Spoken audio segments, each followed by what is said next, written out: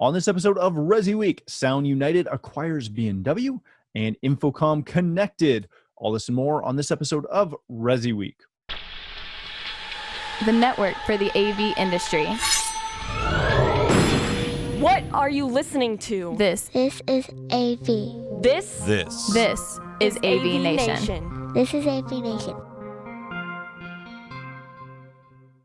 This is ResiWeek episode 228, Sound United. Support for AVNation is brought to you by Daylight, the leading producer of high-quality projection screens worldwide, and by Just Add Power, the global leader in video over IP solutions with systems that give you easy installation, unmatched scalability, and outstanding performance. Welcome to this episode of ResiWeek, your weekly roundup of all the latest news and stories for the residential AV industry. I'm your host, Matt D. Scott for AVNation.tv, and this week we are pleased to be joined by a whole bunch of my good friends. First, we have Mr. Jeremy Glowacki. He is the executive editor of Residential Tech Today. How are you, sir? I'm doing well. Thanks for having me. Thank you for being here. Then we have Katie McGregor-Bennett. She is the president of KMB Communications. How are you, ma'am? I'm doing great. Glad to be here. Thank you for being here. Then we have Peter Aylett coming to us from somewhere across the pond. I'm assuming you're in London today. Close. Not far. Close enough. He is a partner at HTE. How are you, sir? Splendid and tremendous. Thanks, Matt. Thank you for being here. And last but certainly not least, we have Mike Respropo. He is the owner of Respropo Innovations. How are you, sir? Very good. Thank you for having me. We've kind of got everything covered. We got the middle, we got Europe, we've got the mountains, we got the coast. It's going to be a fun show. All right, ladies and gentlemen, let's kick this off with a story that made the, I don't want to say the weird news, but it was announced at a very odd time. It was late in the day, not even like 5 p.m. West Coast, like, I don't know, 9 o'clock Eastern time.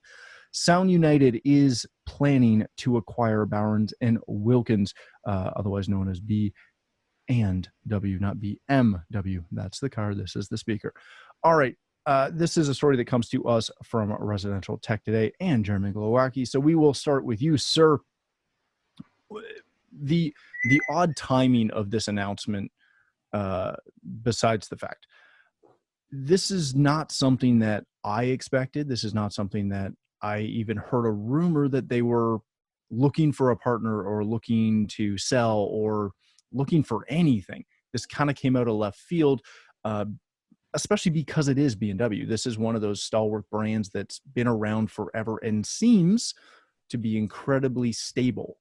What do you see from this? Were you surprised by this? Is this a huge move for Sound United? Yeah, I mean, Sound United is looking at world domination right now. It looks like in this space. I mean, they just keep acquiring more and more audio brands. And I was really perplexed by the Friday announcement. I did kind of ask around, and it's one of those things that maybe just because it wasn't closed yet, they just didn't want to field a bunch of questions about it. They wanted to get the news out there, but it's sort of odd because that's the PR Barry day, like. Yeah. And you talk about how late in the day it was even, on top of that. So I spoke to someone who won't be named that was involved in one of the announcements that was pieced together. And she said she might've been a couple glasses into her Friday night when she found out that she needed to put some words together. So I'm still trying to piece it together. Not everything ends up closing. Sound United's had some deals that haven't gone through in the end. Mm-hmm. So this could be one of those ones where they just wanted to put out some feelers early to see what the response was. BMW has had some leadership changes over the recent years, so it's not that stable, I would say, even though the brand is very well known, very well respected, and the quality of their products are great. I just think that it may be a financially stronger company acquiring a company that's been a little bit shaky in terms of where they're going. Yeah, that's really interesting. Katie, I'm really glad you're on because I can't get over the fact of how this was released. The timing. The timing is just obscene. It really is. When you get past the potential for this to be purchased. Is this something where likely they had this in the works? It was going to maybe come out today, and somebody saw it, or somebody made it, an implication that they were going to leak this. Is that more likely what this is? Because an announcement about a potential acquisition, it's just messy. It is, and like Jeremy said, from a PR Barry day, I mean, that's definitely, Friday. I guess kind of backing up. I mean, there's timing is everything, and particularly in PR strategy. And when news is ready to go for beginning of the week, sometimes it makes sense to send it over to editors early on the day, on Friday, before they get ahead of their weekends, with a note that goes along and says, hey, just doing you a favor, getting this over to you early for next week, based on your writing timeline. Here you go. Thanks for your support, kind of thing. But I'm just giving you a little extra time. Certainly a strategy there. And Jeremy, I've done that with you over the years, and I think that certainly is appreciated. But when it doesn't kind of go over with that sort of a delivery, and it's that late in the day, and you've got PR people saying, yeah, I just heard about this myself too, that does tend to make you question. I'm not on the front end of that, so I can't, I speak with no authority whatsoever, but it definitely does kind of raise the eyebrow. And I think, it's this brand has just sort of been a little challenged over over the years. So it doesn't really come as much of a surprise. It is a very interesting move, though, when you consider the stable that Sound United has amassed over the years, and how they are supporting those brands in the CI channel. And Mike, maybe you've got some experience there. I don't know, but I think that sometimes when brands come into the control of those who really understand the custom market and the custom installation process, great things can happen there. Timing is really weird. It's really weird. I'm just going to pause on that. Timing is really weird, and the fact that it's not closed yet. Not that there's a precedent there. There was another deal that was announced quite recently, and that one also is not yet closed, and that one's huge. But, I think, so, I don't want to over speculate too much there, but again, timing is everything. And this is cool, kind of a little odd. Yeah. Peter, let me come to you real quick. Katie brought up the brand of B&W. It is a very strong brand. It is one of those, my company's never personally sold B&W, but it is one of those brands we come up against all the time, where you get somebody who maybe, dare I say, doesn't know a ton about the space, but they want a really high-end brand. They want B&W. That is the line they want. Being acquired by Sound United and put into, again, good company with Denon, Polk, Marantz, DefTech, Hios, Class A, Boston Acoustics, etc. Like, that's a good stable of brands, but maybe they don't have the cachet that B&W might have from a consumer standpoint. Is this something that could be detrimental to the B&W brand, or does ownership matter in this case? I don't think the average person that buys Bowers Wilkins has any knowledge whatsoever or any care who the company's holding company is. There are very, very, very few brands in the industry, or generally in consumer electronics, that you can call iconic.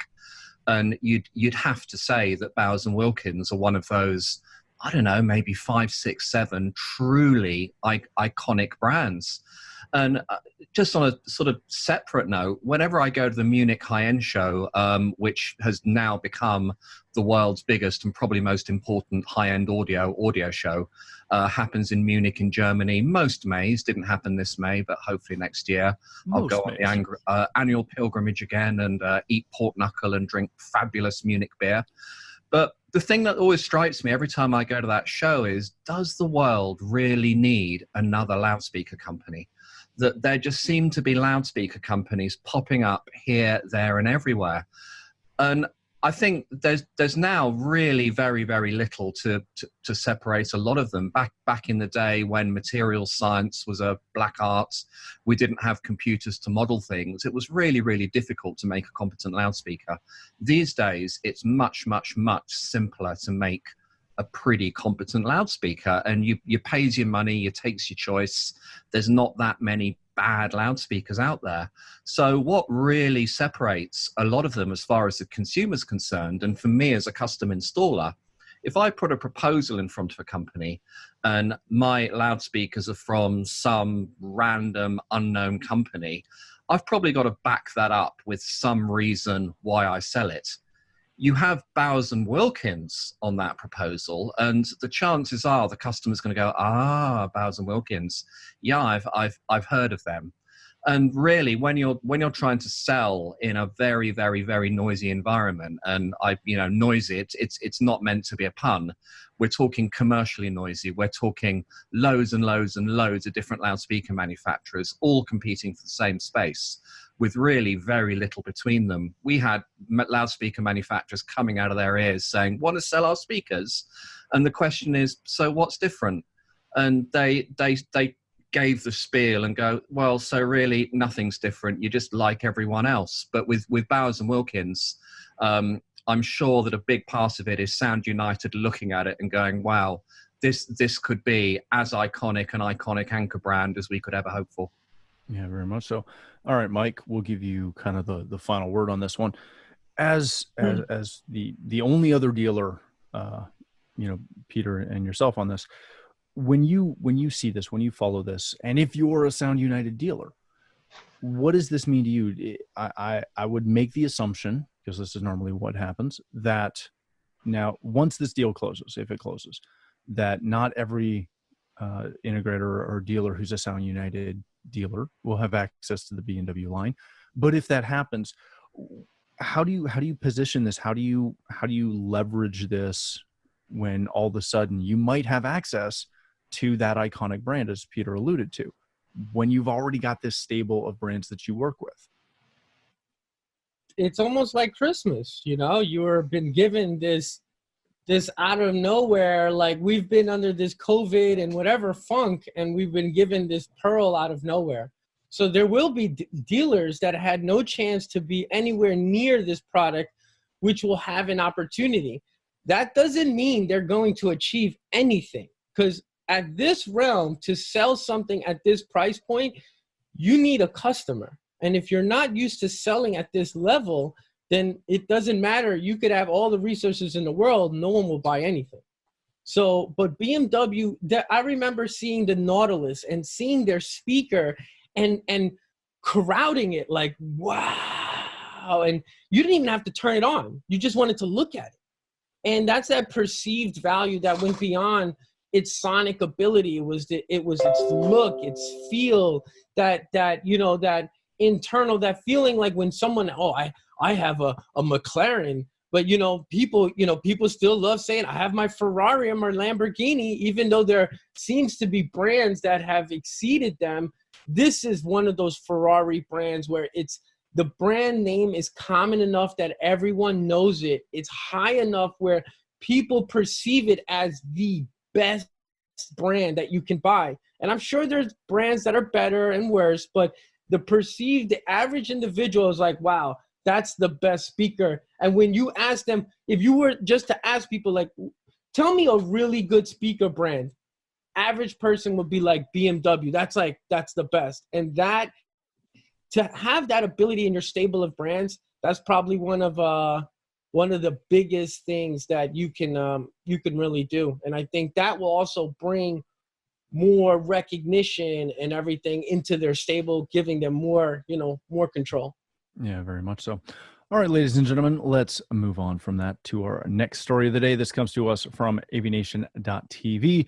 Our editor, Lenore, sat down with Mr. David Labuskis to talk about InfoComm 20 and its virtual experience. This show was recorded on Monday, but it will post on Wednesday, which will be the second day of InfoComm Connected. So a lot of people will already have experienced the virtual trade show, but there will be a couple more days where you can do that. Katie, let me start with you on this.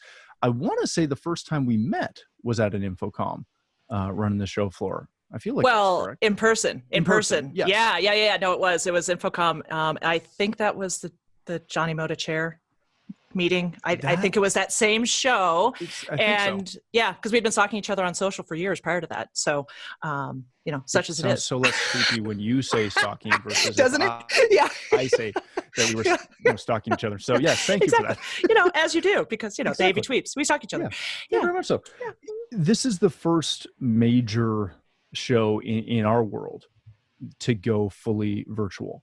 Yeah. What do you expect to see from this? Obviously, you're going to kind of cover this as somebody who covers the industry a little bit, but you also work with a lot of manufacturers.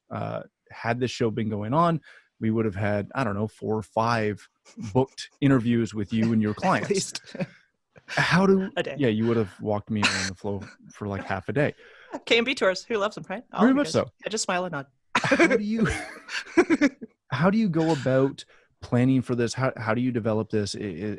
You've had some time, probably not enough time, because none of us had enough time. How do you go about leveraging the virtual aspect of this? It's tough. It's tough. So full transparency here. It's tough, Matt. From a PR perspective, it's a completely different game. We provide show support to all of our manufacturer clients that are exhibiting in major shows like this. That means, our work starts. It's kind of a 90, 120 day window, like you guys on the media side as well. So, by April 1st, we're kind of already totally into InfoComm mode, and none of that's happening. Without having editorial appointments and without having as a sort of an on-site coverage aspect from the different trades, how we're communicating to them in a way that's meaningful, because they're not covering the show in the same capacity either.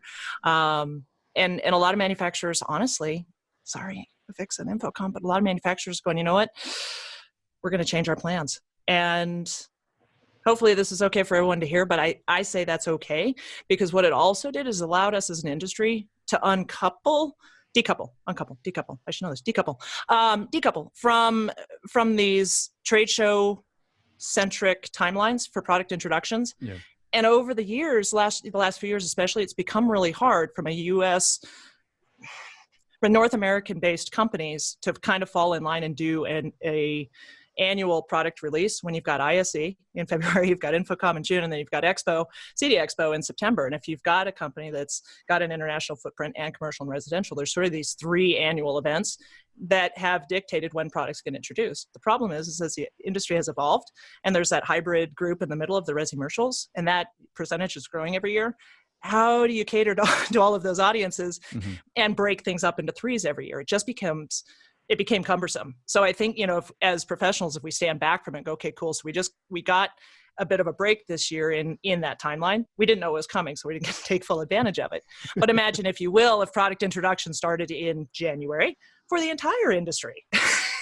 and you guys on the integration side started to get insight, get the information, and get your training, and actually have access to that products in the front end of the year, as opposed to that kind of eking it out over the course of the year. I just think as an industry, we'd be able to produce a much better end product to our audience. So it's, as unfortunate was that it happened, I actually, I'm kind of a silver lining kind of gal anyways, but I see this as being a potential opportunity to look at 2021 and beyond from an NPI and new product introduction standpoint, and start to put a more realistic timeline to that works best for the integration community. And on the commercial side, the buying schedules that take place, you've got different buying schedules for ed, you've got different buying schedules for, government, and that, so I just feel like we've had a lot of conflict that as an industry we've been accommodating, and now those shackles are off. So, I think it's up to us to use this first InfoComm virtual to learn from it, but don't judge it.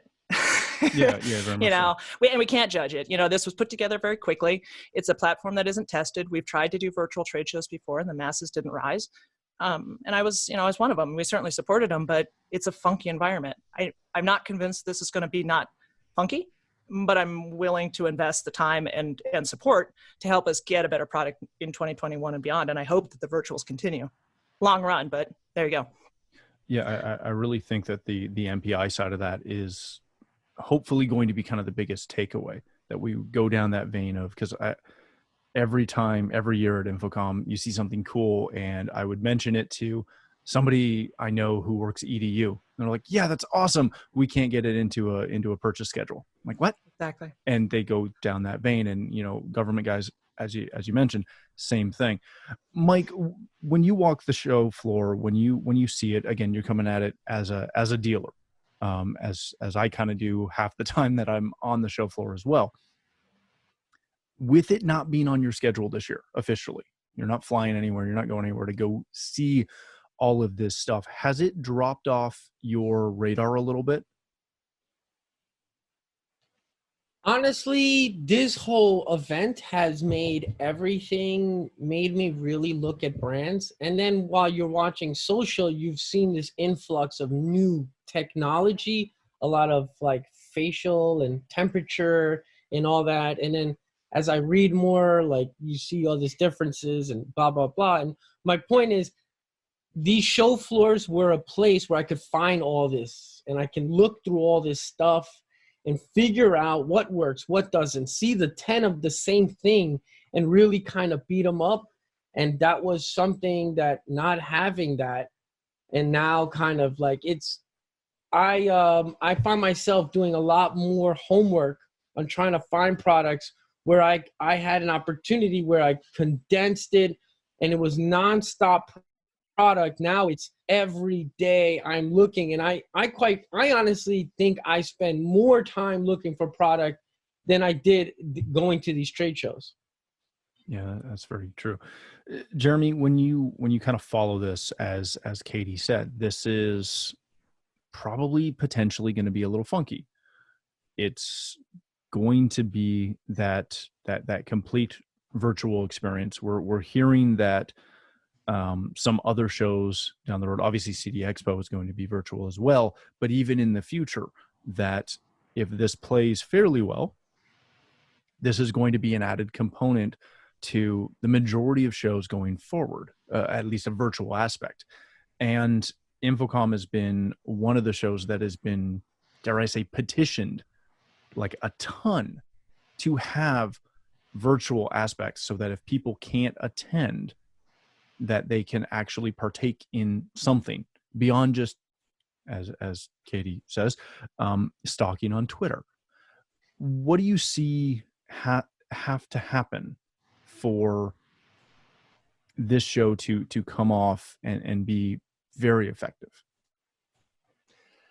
I'm having the hardest time imagining what this experience is going to be like before I go through it. I mean, it's just so new to me that I can't compare it to the physical trade show at all. It just doesn't seem like there's any corollary at all. It's like when I go to a trade show, I have to schedule my time, like down to the 15-minute mark. I have a schedule. I don't even eat because it's just too tight of a day. I put like a bag of peanuts in my bag, and that's about as good as I can get until the end of the day. And when I'm looking at this, than the food on the show floor, it is better, yeah. But hey, the press room is not terrible. I could just never get there. So when I look at the lineup for InfoComm, I see the training sessions, and that makes a lot of sense as a virtual element. That's a no-brainer. Like you can sit for an hour listening to, a training session, a keynote address, something like that. That to me is perfect for this type of environment.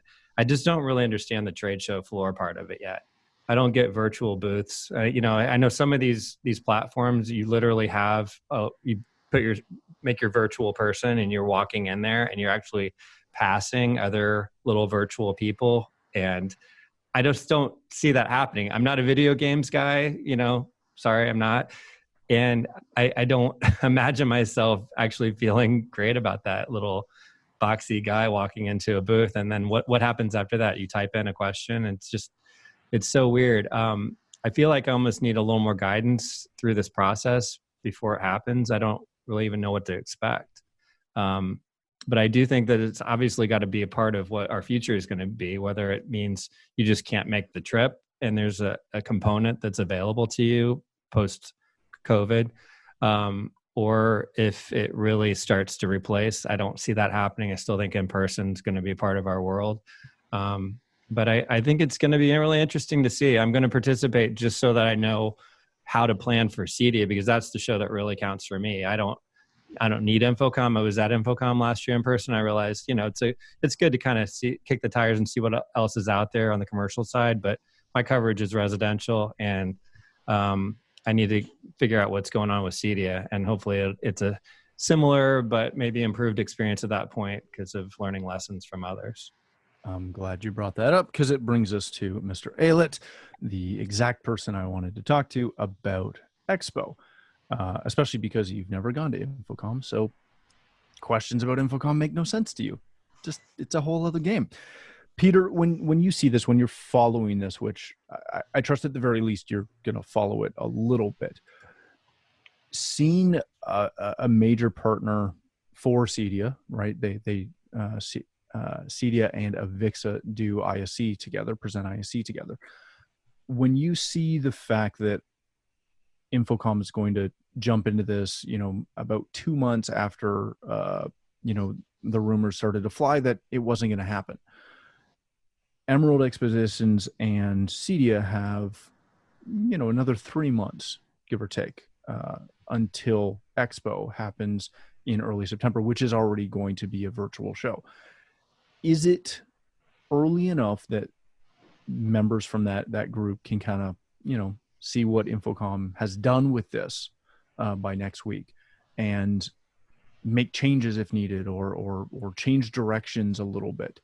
Or is it something where this is probably already set in stone and they might be able to make a couple tweaks, but the majority of the process is down? I think everything is up for learning. It would be a very, very foolish person that says that they couldn't watch other people do something and learn from their mistakes. And I've huge kudos to Avixa for putting on something that's just with so little notice, and the program looks fantastic. Let's get my days right. We're recording this on Monday, but assuming it's Wednesday, my diary for yesterday and today is virtual InfoComm Avixa, absolutely packed. I'm going to be attending loads and loads of sessions. And I think when you look at shows, you've got to look at what jobs does a show do? What are the different jobs that a show does? They introduce you to new products. You can do that virtually. There's a lot of learning. You can do that virtually. You have meetings. You can do that virtually. There's loads of other things you can do virtually. There's then all the things that you just can't do virtually. As an industry, we're all about delivering experiences to our customers. And a big part of that experience is the touchy-feely side. What does this thing feel like? When I get deep into menus, how does it feel? What's my experience? You can't do that virtually. Having those deep face-to-face conversations with someone, really reading someone, reading their body language, you can't really do that. That random networking that happens with the random drunk bloke in a random bar at 2 o'clock in the morning that ends up not only being a lifelong friendship, but a really good business relationship. You can't necessarily do that. But when you look at the education side, it's interesting because so much of every education in every industry has already started to go virtual. And if you look at the general learning pathway, you go from knowledge to understanding to skills to competence. And the knowledge and some of the understanding are those sitting in a classroom getting bombarded with PowerPoint slides. And that's just not a great way to learn. Put all of that online, have all of that virtually, it's a much, much, much better way of learning the knowledge and the understanding part, which then leaves much more time when we get back together, when we're able to have the face-to-face, to take that knowledge and understanding and apply it to skills and then eventually make it competence. But from a Cedia perspective, we had a call week before last with all of the instructors that are going to be teaching. And there was a real mix of utter total fear and massive, massive, massive excitement. Fear because we've never done this before. Excitement because we've never done this before. And this is really cool. This is a completely new platform. We've got to relearn how to teach. We've got to relearn how to deliver information. We've got to relearn how to meet a learning objective. We've got to relearn how to deliver a really interactive, immersive learning environment with disparate people from all around the world. And the all around the world thing is really, really, really exciting because the nature of an expo is that you're going to get the majority of visitors at a US expo being from the US because most people simply can't take the time or bear the expense of sending people. The second it goes online, this is a massive, massive global opportunity for trade associations like Cedia and Avixa and all the others to say to the world, well, this is a level playing field now. This is the same for everyone. And that's again, a real opportunity for us as CEDIA to look at the education schedule and think, how can we make this genuinely, truly international in a way that when you're delivering it at a US show, it's always going to be slightly US centric. So yeah, it's a mixture of excitement and fear. Yeah, huge kudos to Avixa for putting something up. And I'm going to be glued to the session, taking notes, what went well, what didn't work. And then, because some things are going to be awesome, some things won't work. And yeah, there are going to be a lot of people from a lot of different associations across a lot of different industries watching these first association virtual conferences, picking them apart and learning from them. So thank you, Avixa. My session will be great though, right? Of course. Perfect. Well, and the AVNation sessions as well. Oh, yes. Yes. Tim's moderating, of course. Which actually, I was going to jump in and say, to Peter's point, the insights that are going to be shared in these courses and sessions that are scheduled, there is a ton of really good info in there. So I think it's the way that I look at trade shows is there's sort of the exhibits and the show floor side of it, and then there's the education and the insight gathering side of it. I think what is unproven and yet to be determined is how the exhibit side of things play out. And quite honestly, I'm not expecting very much there. Just, I've seen the platform. And it's, Jeremy, it is kind of like what you were talking about. It is that sort of funky virtual space and that funky virtual podium with the 3 potential products that you can hover over and learn more about. But that's what's available today, and that's what was able to be bolted on for this event now. I think that this is going to be a much more education and industry insight gathering event. And for that, I say bring it on, because we're at such a volatile stage within the industry with technology rapidly evolving, standards changing, and a lot of the names of the players are changing pretty quickly too. So I think, if for no other reason, for those of you who are listening in, get in on the courses and the sessions that are still yet to take place and just immerse yourself in it and glean the knowledge, and then figure out what to do with it on the other side. Looking forward to CEDIA Expo. I think that's really what we can expect, and I think that is what we should expect.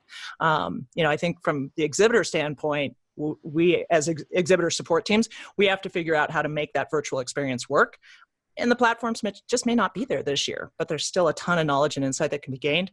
And the more that we all soak that up this year, the better positioned we are for recovery in 2020 back half, and 2021. So a little bit of a PSA for those who are maybe still on the fence, not deciding, not quite yet deciding on what to do, but just go and learn and take away as much knowledge as you can. I think one really interesting thing about having it virtual is I'm sure we're all guilty that when we go to a face-to-face trade show, we go and see our friends. So we tend to sort of make a beeline for the booths that we know people on, and you spend 20 minutes chatting to them about complete nonsense and then 5 minutes talking about the product. I wonder how different it's going to be when we don't have that level of social interaction. Maybe it'll encourage us to go into virtual booths that we've never heard of before because none of our mates are there. So we might actually spend more time discovering new things rather than spending time just keeping old relationships alive. Yeah, it's going to be very interesting to see.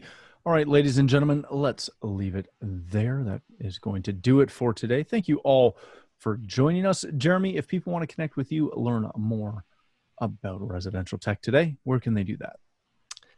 Please go to restechtoday.com and subscribe to the magazine. Right now, the digital subscription is free to the magazine. We are a newsstand publication, so we typically have a newsstand price, but during these unprecedented times, we've waived that fee to get people great information. So thanks for having me. Excellent. And your cover this week or this month has this old house host, Mr. Kevin. Yeah, we broke the ginger barrier. We finally got a ginger on the cover. So big moment. Transition from that. That was the thing. It's awesome. Yeah. Oh, goodness. Wow. Katie, my friend, thank you so much for joining us. If people want to connect with you, learn more about KMB or any of your clients, where can they do that? Yeah. So pretty much KMB Communications. You find us all over the socials. KMBcom.com is our web. If anything you find there, client information, podcast, etc. Love to hear from you guys. Beautiful. Mr. Aylett, thank you for joining us. People want to connect with you, learn more about HTE. Where can they do that? I've just thrown up my nice corporate background. You can go to www.hte.design, HTE's home theatre environment, and we build what we call acoustic interior design, which is fusing really, really cool interior design vision with acoustics. And if you want to find me on Twitter, it's Get More Gadgets.